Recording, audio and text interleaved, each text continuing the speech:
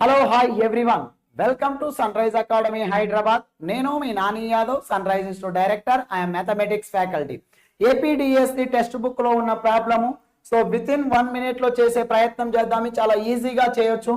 So 4x² plus 9y² minus 8x plus 36y plus 4 is equal to 0. సమీకరణములోని మొదటి తరగతి పదాలను లోపించడానికి మూల బిందువు యొక్క బిందువులు మార్చండి అన్నాడు.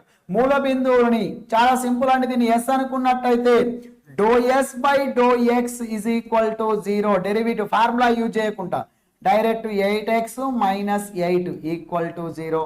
x is equal to 1. So next one, dou s by dou y is equal to 0. That implies, so next one వచ్చేసి 18y plus 36y equal 0. y is equal to minus 2.